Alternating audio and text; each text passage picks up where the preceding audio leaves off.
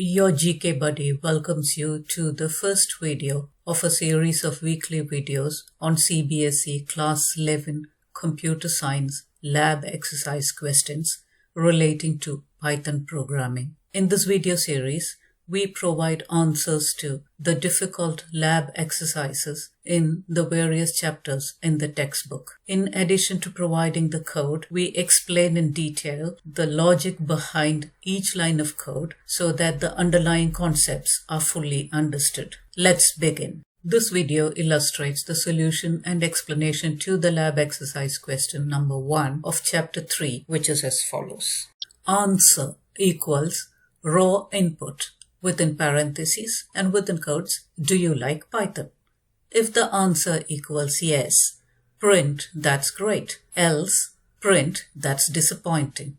Modify the program so that it answers that is great if the answer was yes, that is disappointing if the answer was no, and that is not an answer to my question otherwise.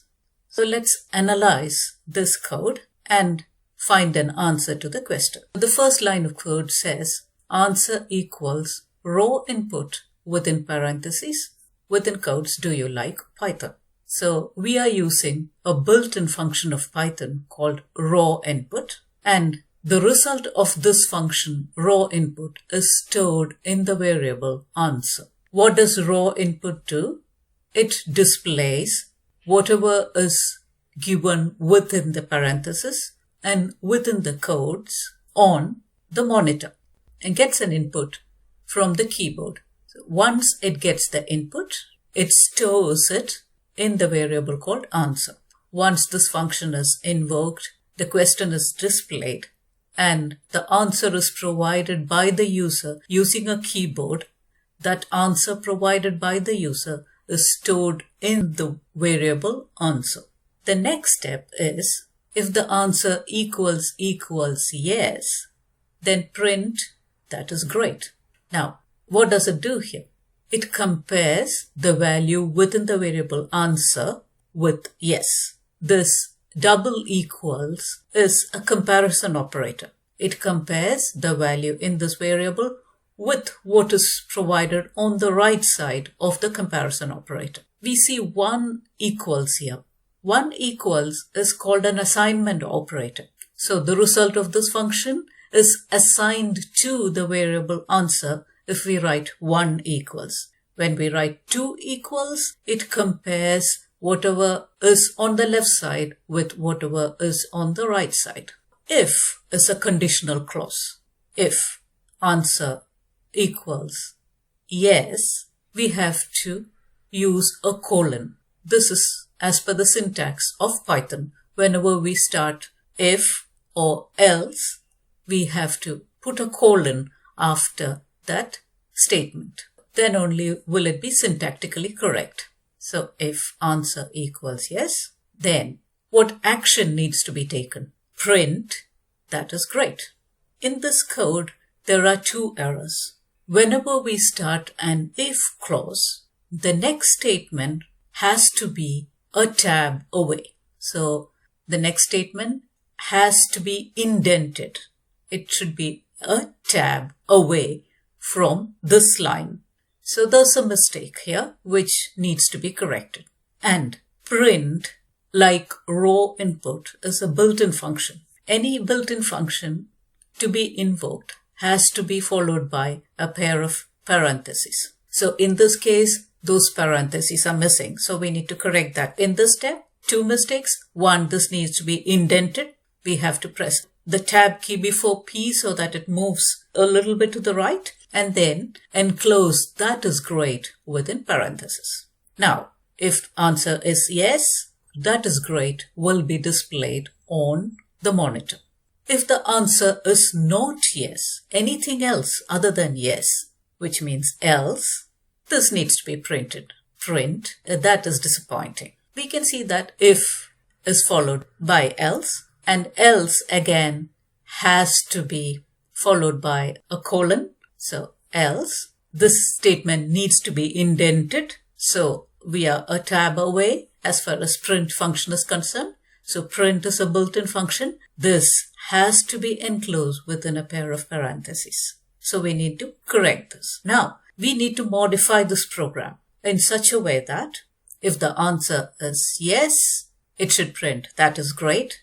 If the answer is no, it should print, that is disappointing.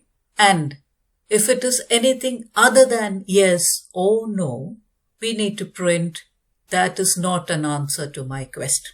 So what needs to be done is the else statement here needs a bit of modification. Let's see how we can modify this. I will show you the code that will help us get the expected answer. Let's look at this code. Any statement which starts with a hash in Python or starts with 3 single quotes or double quotes and ends with 3 single quotes or double quotes is called a comment. A comment will not be executed by the Python interpreter. This comment says raw input is a function that works in Python versions 2, but it has been replaced with input function in Python versions 3, which means that raw input function works only in Python versions 2. It doesn't work in Python versions 3, and only input works in Python versions 3. Both these functions get input from the keyboard. Now, to solve this problem, the first step is accept input from the keyboard and store it in a variable. So for that, we use this statement. Answer equals raw input. Do you like Python? Answer is the variable. Raw input is the function which displays this argument. Any function will have to have an argument. So raw input displays this argument on the screen, gets the input through the keyboard, and stores it in the variable answer. The next step is take action based on what the input is. We look at the value stored in the variable answer, compare it with yes. If answer equals yes, then print, that is great. If the value stored in the variable answer is yes, that is great, will be displayed on the screen. If it is not yes, we come across 2 scenarios. So else, if answer equals no. If the value stored in the variable answer is no, then print, that is disappointing. So if the value stored in the variable answer equals no, that is disappointing, will be displayed on the screen. If the answer is neither yes nor no, this else becomes operational. The statement after this else will be executed. Else, print, that is not an answer to my question, which means that if the answer is neither yes nor no, that is not an answer to my question, will be displayed on the screen. In short, the sequence of execution of the program is when we execute the first statement, do you like Python will be executed on the screen. The input is obtained from the keyboard and stored in the variable answer. If the value within the variable answer is yes, that is great, will be displayed on the screen, and the program ends there. The statements that are shown further will not be executed. If the answer is not yes, then the control moves on to the next line of code. Else, it verifies whether the value within the variable answer is no. If it is no, that is disappointing, will be displayed on the screen, and the program ends there. If the value within the variable answer is not no, then that is not an answer to my question is displayed on the screen. So this code will provide the expected answer. Now let's try executing this code. Let's copy and paste this code on IDLE Python. This is IDLE Python, and we have copied the code. For executing this, let's click on Run, click on Run Module, or you can use F5 function key to execute this code. Source must be saved. OK to save, let's click on OK. So let's save it under a name, let's say lab1, click on save.